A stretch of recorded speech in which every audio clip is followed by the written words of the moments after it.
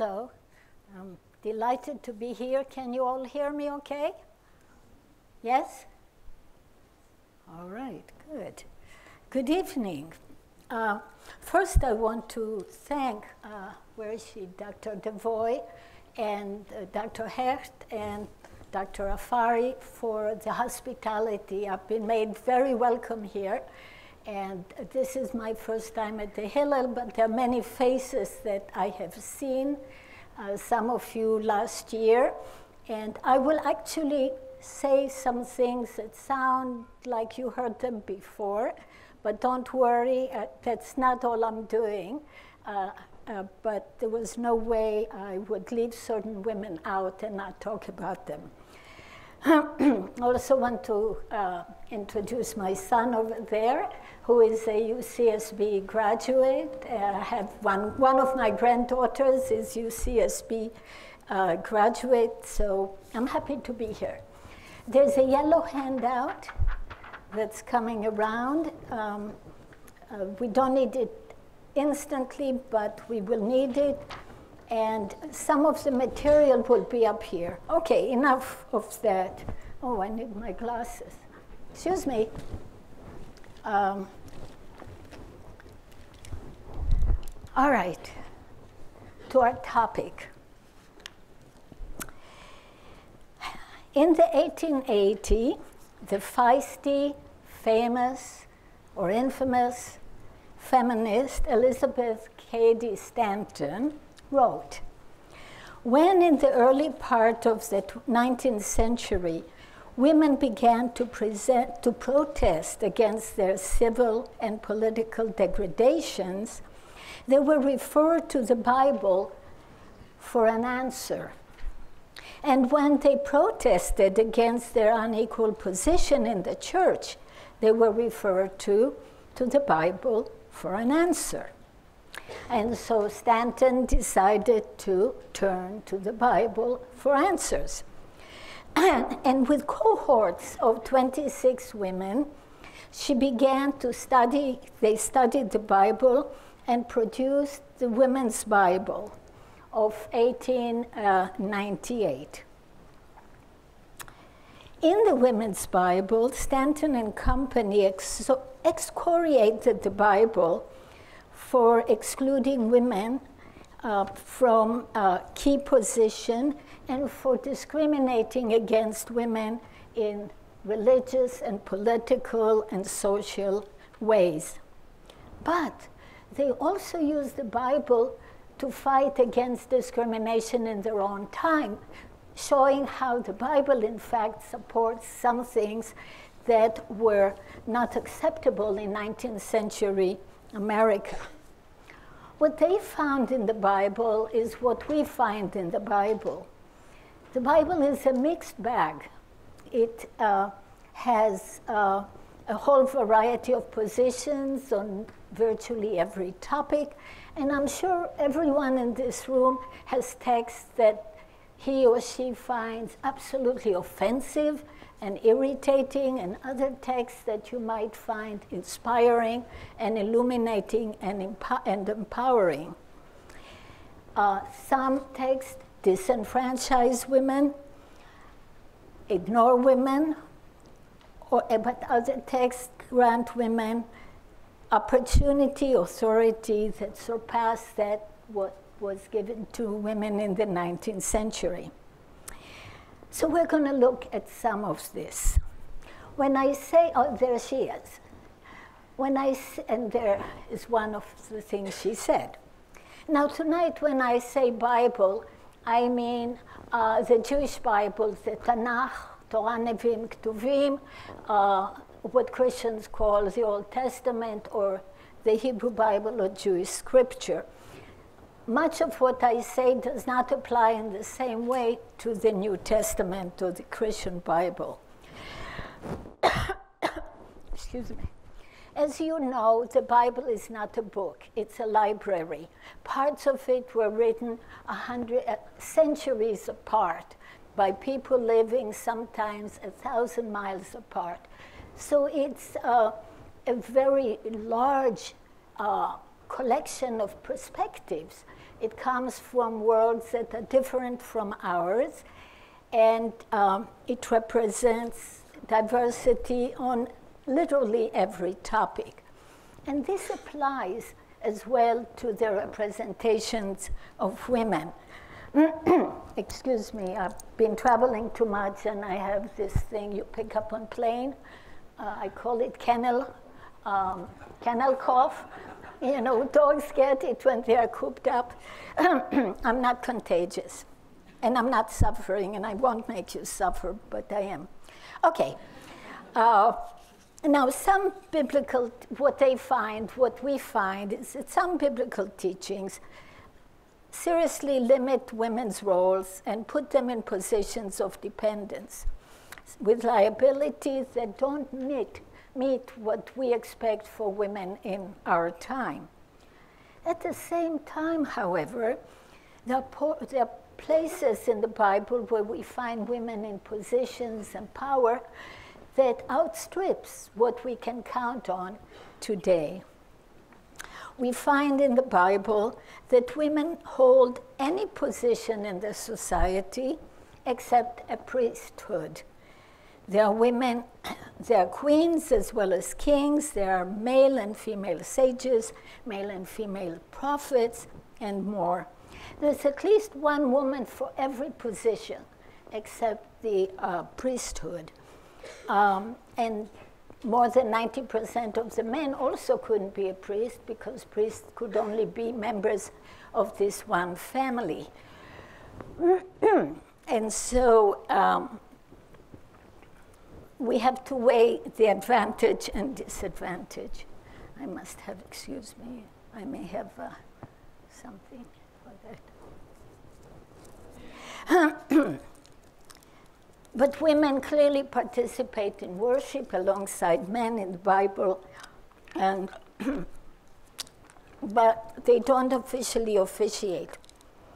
In some cases, there's only one woman per job, but what it does is show unambiguously that a woman was entitled to hold any one of those positions, even if we only have one of them. Now, some women have more than one position. Take, for example, the prophetess Deborah. Deborah holds more power and authority than her male counterpart in similar roles. She's a prophet, she is a military leader, she is a judge, a combination that makes her 3 times more qualified than any of the leaders before her or after her. Now, we might say, well, she's a precursor to the modern woman who has to have 3 degrees or hold 3 jobs in order to get one salary. But I don't think that's what the Bible was doing. I think the Bible was trying to show that she was exceptionally qualified and competent, and they celebrate her gifts.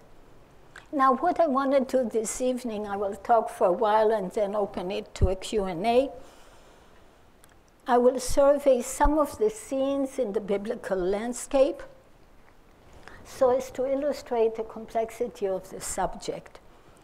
And then at the end, I will pretty much leave you in the lurch, because what I'm going to argue is that the Bible is more of a Rorschach text than about the past and the present than many of us assume.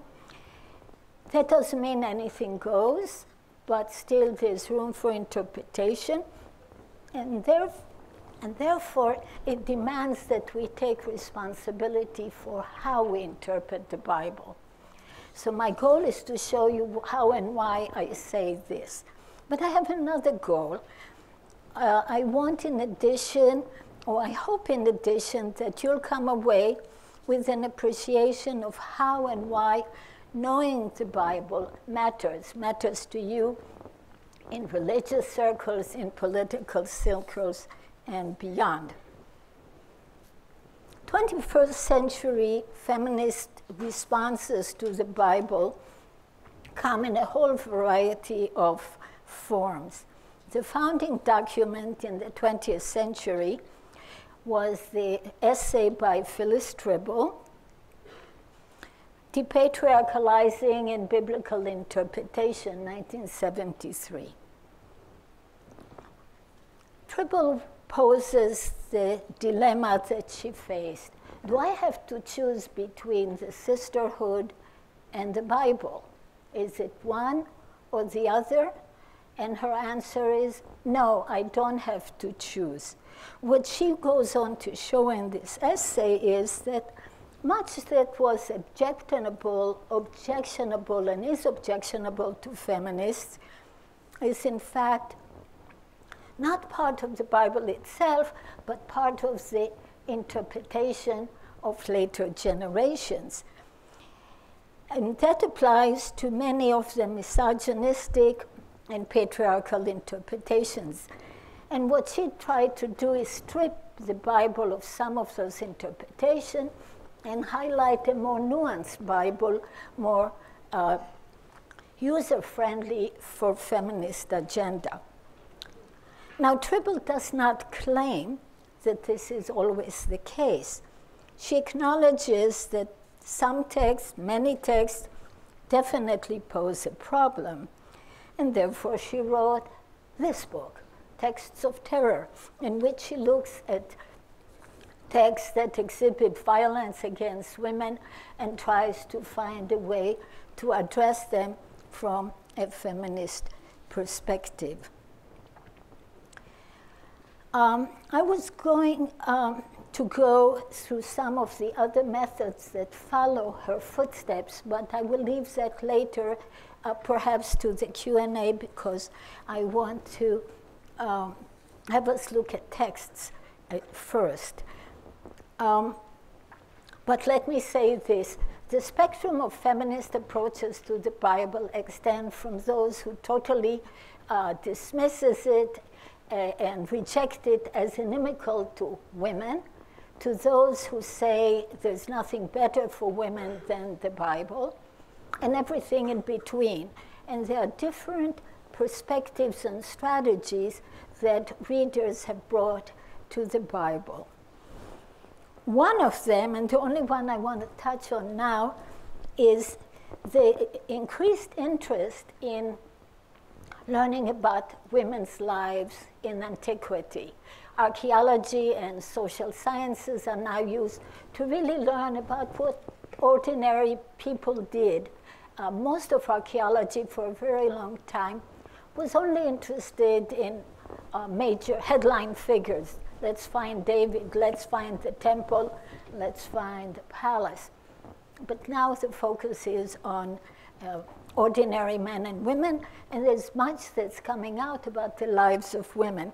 And I want to share with you one of my very favorite work that deals with women in the past. We have marriage contracts from the 5th century BCE.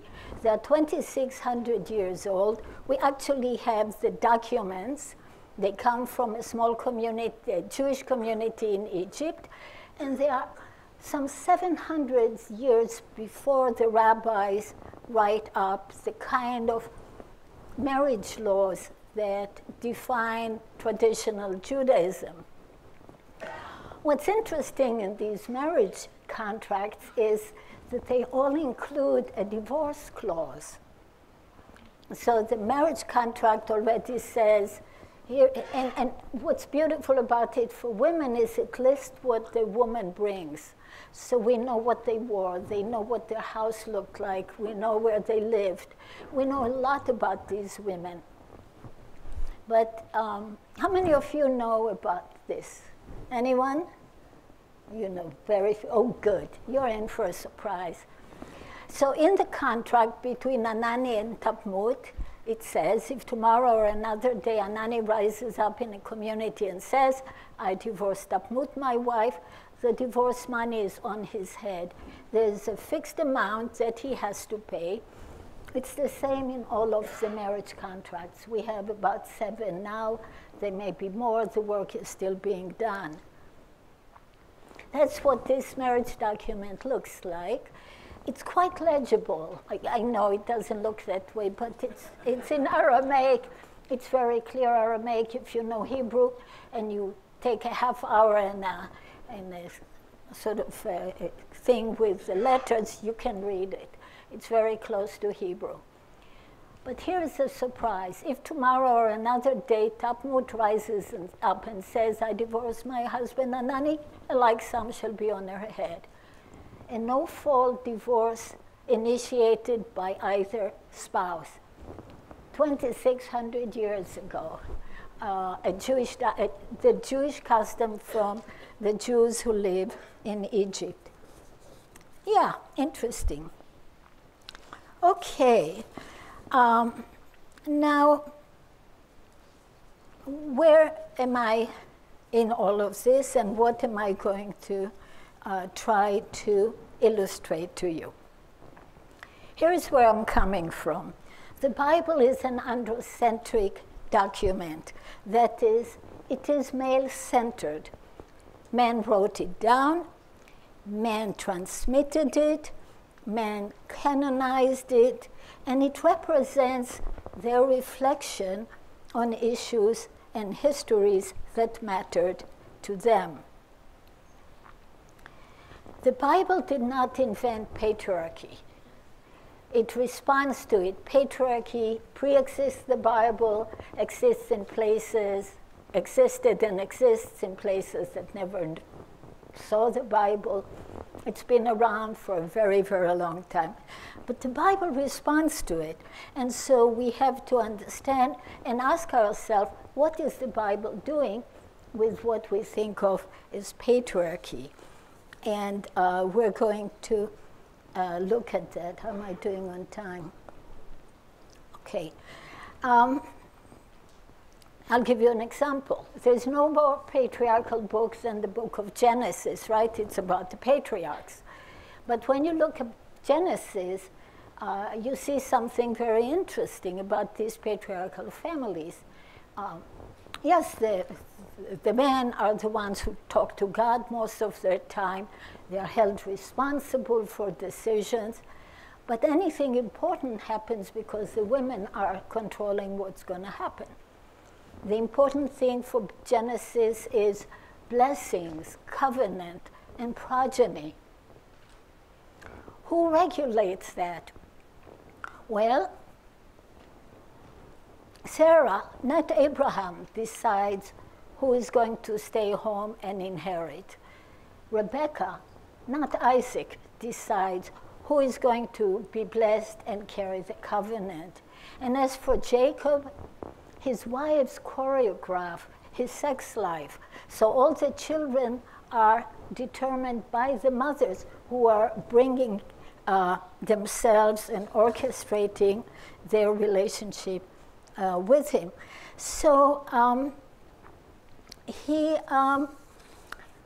so in some ways, we can say Genesis is making fun of patriarchy. On the one hand, it's upholding it as authority. Men have the authority, but on the other hand, that authority gets subverted and directed and managed by the women in their family. It reminds me of a joke, you all know that, of the man who says, in my house, I make all the big decisions. I decide what the president ought to do, and my wife, she decides all the little things, everything else. Where we live, what about the children? That's hers. You get the point. Genesis does that, and it deflates the concept of patriarchy, showing that the men may have authority, but the women are the ones who have power, and they use it. But there are many biblical texts that very clearly telegraph negative messages about women. The Ten Commandments address men only, as if women were irrelevant, except as a problem when a man is attracted to another man's wife. That's the only time that women really appear. There are some texts that are really abusive of women. The prophet Ezekiel, for example, uses female metaphors to castigate the nation and accuse it of being a whore, and piles up all the sins upon the nation construed as a female persona, and offers a graphic, horrific, abusive attacks on this female persona that is the nation. Now, he's not talking about real women, but the feminization of Israel's sin feeds the stereotype of women as themselves sexually promiscuous and deserving retaliation by a male figure. That's what's being fed by metaphors such as this. And yet, the Bible is really short about promiscuous or sexually promiscuous women. There aren't many of them in the Bible when you read about it. You have a few prostitutes. Two of them come to Solomon, but what's striking is how respectful the Bible is towards these prostitutes. You may remember the story. Two prostitutes come to Solomon with a baby. Each says, "It's my baby," and he wisely solves the situation after listening to them thoughtfully and respectfully. And then he solves the situation by honoring the motherly impulse of one of the women. As you remember, he says, "Just divide the baby into two." One of the women says, "No, no, no, give it to her, to the other one." And he says, that one is the real mother, so give her the baby. She cares more about the child than about fairness, abstract fairness.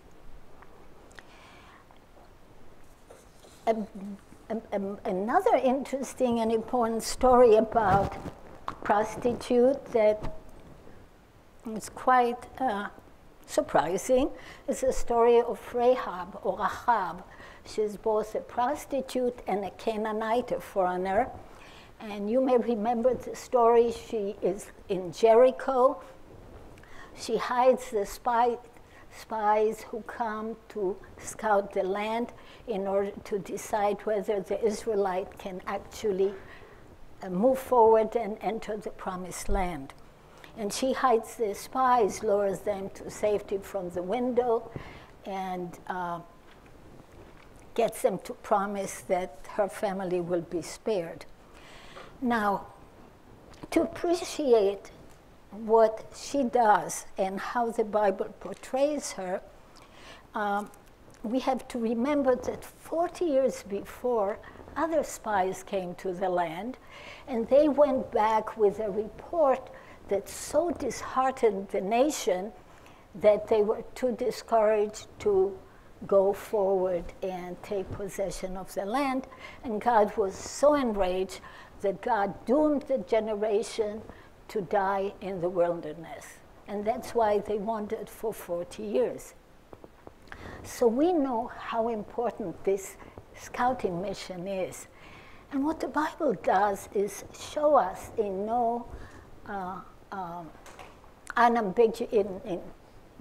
with no ambiguity how Rahab is the one who inspires these spies, who encourages them so they can go back and give an enthusiastic message about their prospect in the land.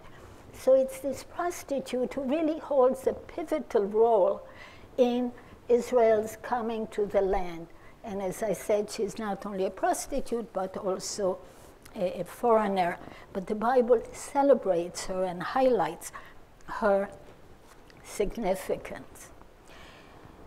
She's a rescuer. And most of the women in the Bible, I'm speaking about the Hebrew Bible, most of the women who show up are rescuers. And they come in all shapes and sizes and situations.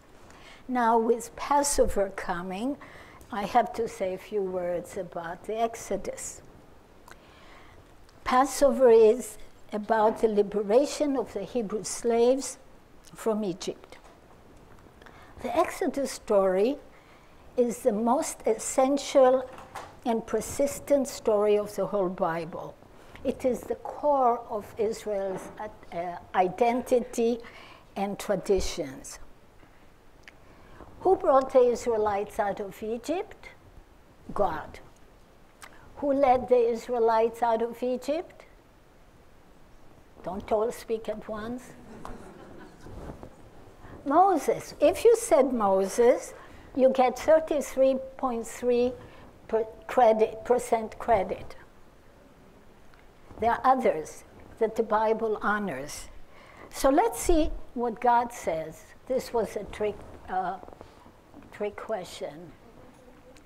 Here's what the prophet Micah says in God's name. "O my people, what have I done to you, and what have I wearied you? Answer me. For I brought you up from the land of Egypt, and I redeemed you from the house of slavery. And I sent before you Moses, Aaron, and Miriam." So in the 8th century, she is remembered as one of the 3 leaders.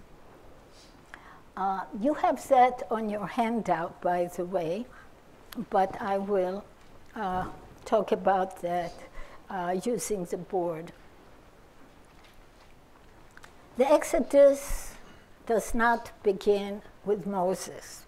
It begins with the women. The Bible makes it very clear that the liberation from Egypt was only possible due to the courage and audacity of the women. They were the only ones who dared to stand up to the tyrant of their time. Fortunately, these days, I can assume most of you know about the women of the Exodus, and I don't have to go into it in great detail, but I want to highlight a couple of things. First, there were the midwives who stood up and against the genocidal Pharaoh. Then there was a young girl whom we call Miriam, who had courage, smarts, and chutzpah. Some of you heard me talk about her a year ago, but I can't not repeat a couple of points that have to be highlighted at this time. Most of you know the story how Yocheved, the mother of the baby, put him in a little basket, put him on the river to let him float, and then his sister appears out of nowhere. And that's the verse I want us to look at. Pharaoh had determined that all the boys should be killed, but if it's a daughter, let the daughter live. So we have a story about daughters. And these daughters are going to be who starts the Exodus. The most important one is the sister. She shows up suddenly this way. That's what we learn about her. Her sister stationed herself at the Tatsev. She made herself as a sentry at a distance to see what will be done to him. This is an extraordinary moment. Why? Because no one seems to have told her to do this. Everyone else has given up. The mother and father have disappeared from the scene. The rest of the Israelites are too much in despair because they live under a tyrant who wants to destroy a people because they're immigrants and he thinks they're a danger. So he wants to kill them all, get rid of them. But this girl, living in a world where the death engines have been constructed by a state to destroy the human spirit and to deal people with as if they were disposable, this girl did not lose her humanity. Her spirit remained there. She was able to stand there to take responsibility for someone who was more vulnerable than herself. And when she does that, this is when liberation begins. This is when we see the capacity of the spirit to overcome the pressures of destruction and undermine the cycle of death that Pharaoh initiated. It's a nice picture, I shouldn't deprive you. But she doesn't only do that. She jumps in there, and when Pharaoh's daughter opens up the basket and says, oh, it must be a Hebrew, the sister says to her, shall I go and get you, for you, a Hebrew nurse to suckle the child for you? We don't know of what Pharaoh's daughter would have done. She would have said, oh, nice baby. Somebody said to me she could have just tipped the basket. After all, her father condemned all the babies to death. But Miriam zooms in and says, hey, you can have this baby. And so 3 women, a slave woman, a slave girl, and a princess collaborate against the power of the Pharaoh, undermine everything he put into place, and give us the first non-violent resistance to evil that's recorded in any of the sources we have. So this is where the Exodus begins, and the Bible makes it very, very clear it begins with the women. Moses is the product, and all the rest is history. So, a year ago, the Women's March fell on the same week that this part of the Torah was read. So that story of the Exodus, Exodus 2, was what was read in the synagogue on the day of the march. It was a nice, appropriate thing. Forgive my politics, but there it is. Okay, these are famous women. There are other women who are not as famous as Miriam or as Pharaoh's daughter. And by the way, those women collaborate across class line, religion, ethnicity, to work together. You know, pretty powerful moment in history, and to overcome the evils that they perceive. There are other important women who accomplish great things that are less famous than Miriam. How many of you are familiar with Jane Austen, Pride and Prejudice, or Downton Abbey? Anyone knows it? Raise your hand. Yeah, you know it? Okay, so you all know the story revolves around the fact that there are only daughters in the family, and daughters cannot inherit in England in the 18th and 19th century, and in some situation also in the 20th century. Well, the Bible took care of that some 3,000 years ago. It tells us a story about 5 daughters who made sure that women would be able to inherit. And here are these 5 names: Machla, Hogla, Tirza, Noah, and Milcah. Their story appears 3 times, different stages of it.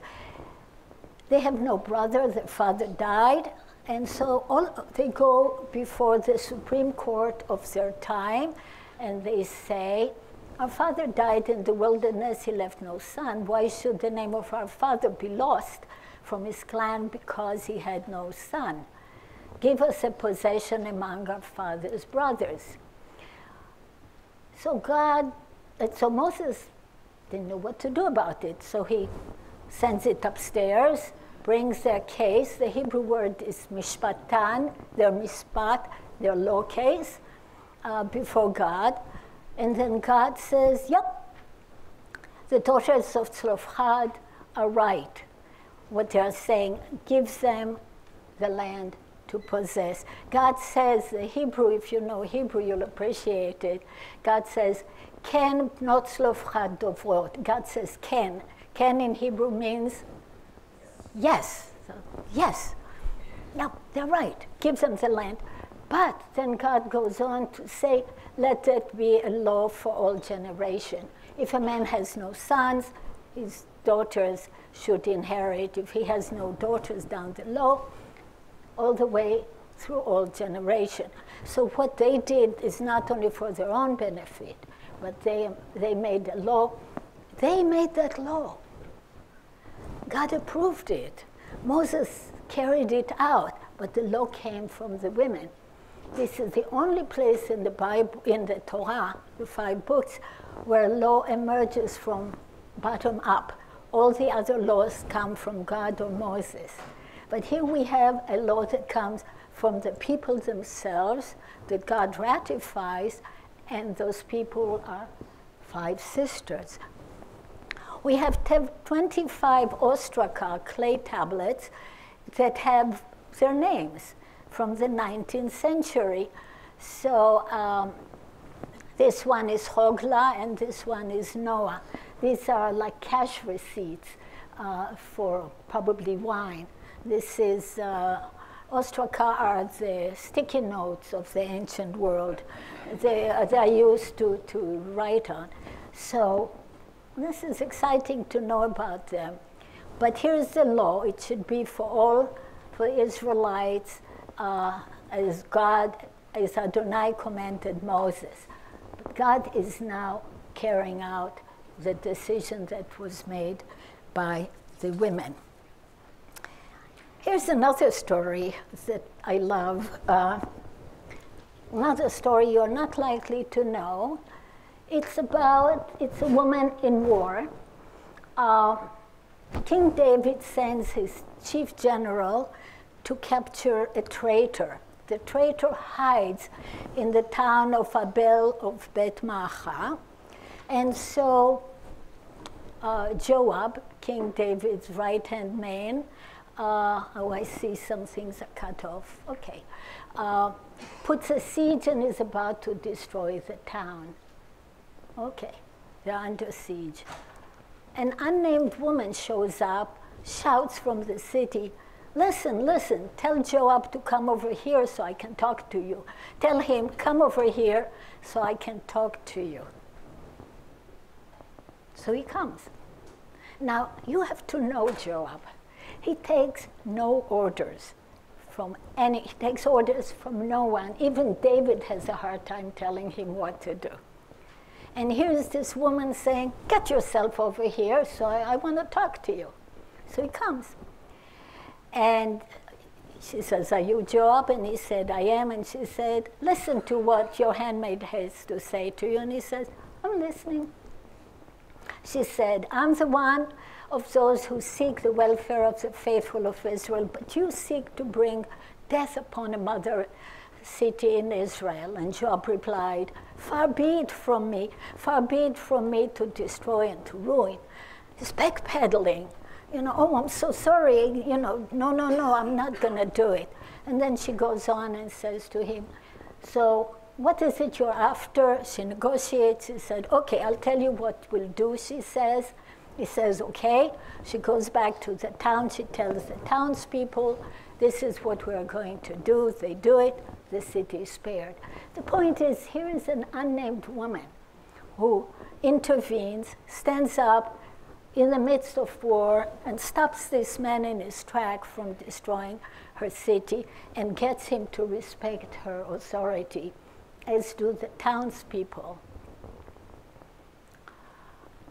But my favorite of all favorites is a woman that most of you never heard of. And I'm on a mission to make sure everybody knows about her. Her name is Huldah. Who's Huldah? How many of you know this name, Huldah? Some do. Okay, good. So I have lots of new people. I have a T-shirt that says, ask me about Huldah. I should have brought it. The year is 622 before the Common Era.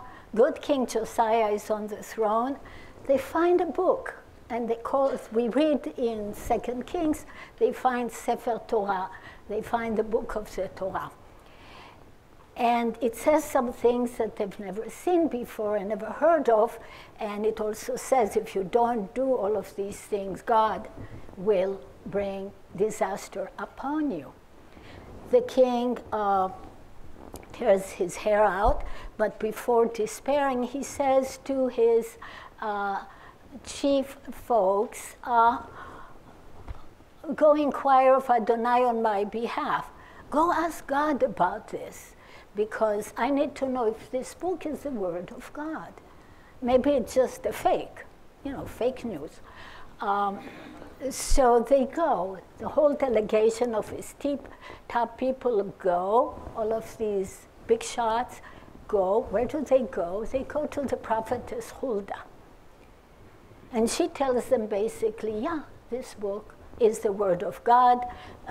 Kom Adonai, thus says the Lord. Ta-ta-ta-tam, tell the man, blah, blah, blah. They go back, tell the king, yes, she authenticated the book. The king implements the book with no hesitation, not saying, well, maybe she's wrong. No, no, no. He initiates reforms. They're called the reforms of Josiah, initiated by her authentication of the book. We know what the book is. It's the book of Deuteronomy. We know that because the reforms that follow are mandated only in the book of Deuteronomy. What does it mean? It means that we only have the book of Deuteronomy in the Torah itself because Huldah said so. She's the one who authenticated it as God's word, and now all observant, Jews and Christians read this faithfully as God's words, based solely on her approval or her imprimatur. I don't believe there is another woman in Jewish history who has had that kind of authority, except maybe Ruth Bader Ginsburg today may have that, but it's quite extraordinary. And what's really important to remember is the Bible doesn't fuss about it. She says it is, and the king does it. Do I have a moment to tell you some story about it? Yes. The rabbis were very unhappy. Why did they go to Huldah? Somebody said there were no other prophets, so what could you do? So they went to a woman, but there were other prophets. Jeremiah is at the same time. So somebody says, well, maybe Huldah is a man, like Jonah or Leslie, can be a he or a she. It looks like a woman's name, maybe she was a man. But no, she's a married woman. She's the wife of Shalom. Said somebody, maybe her husband is the prophet and she's Mrs. Prophet. But no, and I want you to see what he does. Look at it. He's the keeper of the wardrobe. It's the king's wardrobe. They're a gender-bending couple. She's out there telling the king what to do, and he's inside telling the king what to wear. Nice turn of event. Okay, there are wicked women in the Bible. And this brings me to something that I think is crucial to address from feminist perspective. Who is remembered? How and why? We don't remember Huldah. Most people don't remember Machla, Hogla, Noah, Tirza, Milka, and Hogla, Milka, Tirza, and Noah. But everybody remembers Jezebel, right? You all heard of Jezebel. We remember this is the Huldah Gate in Jerusalem. If you're in Jerusalem, it's on the south side of the western wall would be here, and if you go around it, Huldah Gate. And most people who go there still don't know who Huldah is. Everyone remembers Jezebel. She's the most wicked woman in the Bible, and she's a queen and a foreigner. What's interesting about Jezebel is her crime in the Bible, the crime for which she is condemned to death by the prophet Elijah, the crime is murder. she frames an innocent man so her husband can inherit his property. So that's a crime. It's murder. Very much like David's crime, who frames or gets Uriah to be killed so he can have the Bathsheba in a legal manner. What's interesting about Jezebel, and this is not the best photo, but it communicates it, she becomes the byword for the promiscuous woman, sexually promiscuous woman. But her crime has nothing to do with promiscuity. It is murder. It's a very different thing. But she becomes remembered. She gets sexualized. And the memory of her is taken in a different direction from the Bible. Or let's take the story of David and Bathsheba. Now, I assume most people know the story. Bathsheba was bathing, and King David saw her and desired her. How was it that David saw her bathing? How many of you heard that she was on the roof when she bathed? Yeah, a fair amount of you heard that. That's the usual story. She was on the roof, and that's how we saw her. No. He was on the roof. We don't know where she was. He was a peeping Tom. He wasn't supposed to be there. This was the time of year when kings go to do battle. David sent Joab, his right-hand man, but David remained in Jerusalem. So he was on the roof and he saw her. But she's remembered as the one who in some ways positioned herself on the roof. Why would she bathe on the roof if not to be seen? And that's how she is remembered.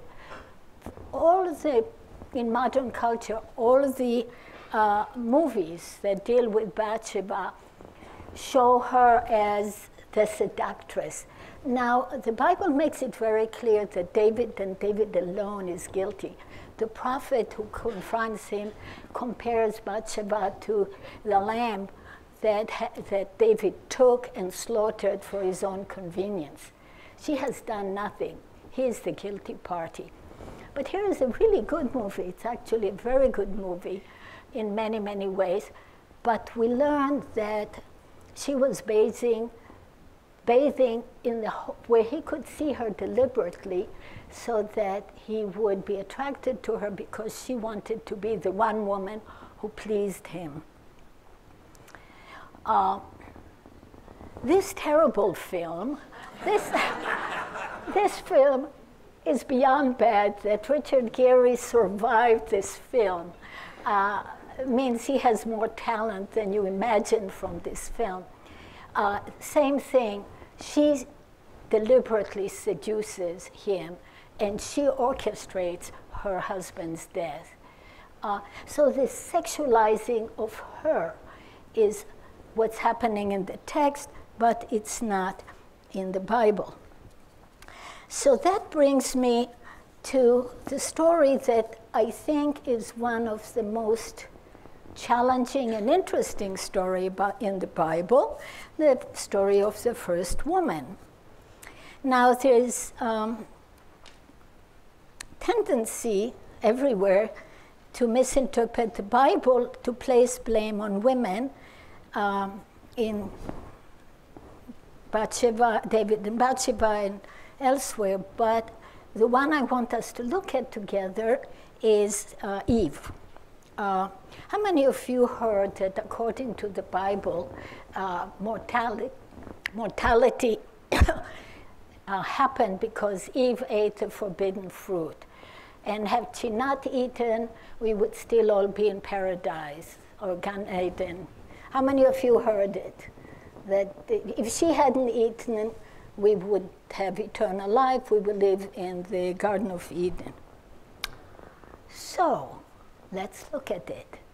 I'm going to ask you to pair up with someone next to you and look at the text. You have a question, we'll do Chavota. You're going to look at the side that has Adam and Eve in Genesis 3. But before you look at it together, let me highlight God's first response when the man says, I heard your voice, I hid because I was naked. God says, who told you, masculine singular, not who told you all, just you, man, that you were naked. Have you, masculine singular, eaten from the tree which I commanded you not to eat? Okay, so God's first response to the violation is point a finger at the man, okay? I commanded you, did you eat from that? And then they confess that they ate, and God turns to them with consequences. So under B in your handout, you have 3 questions. What does God accuse the man of? What is the charge? Why does God decree mortality? Decrees. The S shouldn't be there. Why does God decree? I do know English. Mortality. That is, on what basis? What's the reason for your dust, and to dust you shall return? So read it and talk to the person next to you. Okay, so what's the charge? Does God accuse the man of something? Yes. What's the charge? What? Listening to the voice, right? Listening to the voice, because you have listened to the voice of your wife, and what else? You've eaten of the tree that I commanded you, you shall not eat of it. So there are 2 things. You listened to your wife, you didn't listen to me. In other words, you disobeyed the command that I gave you. Okay. Why is mortality? That's why. You will be your dust and you shall return, because you listened to your wife and violated my command. Very, very clear what is done. Now you might draw out of that listening to your wife's voice is a sin, but we know that the Bible doesn't see it this way. A few chapters later, God tells Abraham, listen to, in all that Sarah has said to you, this is a little flowery, listen to her voice, hearken unto her voice. So there's nothing fundamentally wrong about listening to a voice. The problem is that this man listened to the voice this time instead of listening to God. That's the charge. Now, how does the man respond to it? Well, it's on your handout, the last part. The man named his wife Eve because she was the mother of all living. So he recognizes her precisely at this moment as the mother of all living. Exile comes about, same thing. God says, behold, the man has become like one of us, and God sent him forth from the garden. So we know what the transgression of the man is. Now, what does God accuse the woman of? Oh, I didn't put that on the board. Okay, it's on your handout. To the woman he said, and that's really important, to the woman he said, I will greatly increase your pangs in childbearing. In pain you shall bring forth children. If we have time, I will show you how wrong this translation is. But that's not my point now. Yet your desire shall be for your husband, and he shall rule over you.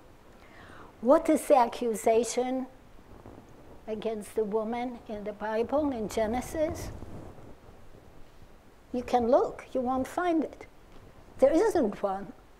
God accuses her of nothing. There is no charge. God accuses the man and only the man of violating God's command. God tells only the man, because of what you did, humans die. God accuses the woman of nothing. there are consequences, but and we can talk about them later, but there is no accusation. Yet, for thousands of years, everyone blames the woman. God doesn't blame the woman.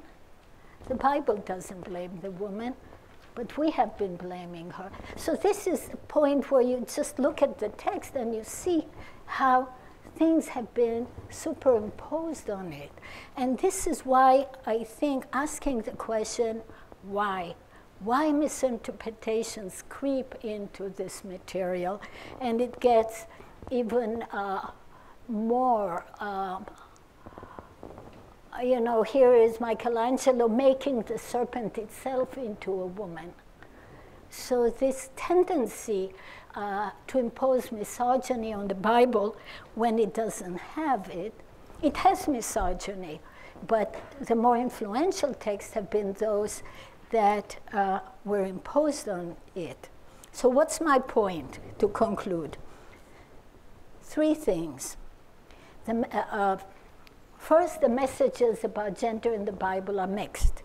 Second, although the Bible has materials that disadvantages women, most of the women in the Bible are cast as vital to creating a strong nation and celebrated for their strength, resourcefulness and contributions in ways that can empower women today. I only touched on a few examples. Third, I wanted to highlight tendencies to misinterpret biblical text to women's detriment. Biblical texts are often open to different interpretation. This doesn't mean anything goes. Some interpretations are wrong. But in many cases, we have a choice. And I think until we understand why the choices that were made, why the Bible was chosen to be interpreted in ways that debase or devalue women, until we understand why that happened, we are not in a position to adequately deal with gender issues. Until we understand why misreadings get the press that they don't deserve, until we understand why they keep cropping up, when other options are as suited or better suited, we will not be well equipped to uproot misogyny or even contain it. Blaming the Bible will not get us very far. It can be used in more than one way. And that puts the responsibility on the readers, on the communities of interpreters. So I hope what I say leads you to appreciating the need for all of us to take responsibility for how we interpret the Bible. I hope that you can see why it's important that you get to know the Bible well in the battle for a more equitable society, because it's being used in so many ways that may not be fair. The last word. Today is the International Women's Day. Since the first woman was celebrated as the mother of all living, Em Kol Chai, let me end by inviting you to salute with me all of those who followed that Em Kol Chai. And the best word to salute her is to say L'chaim.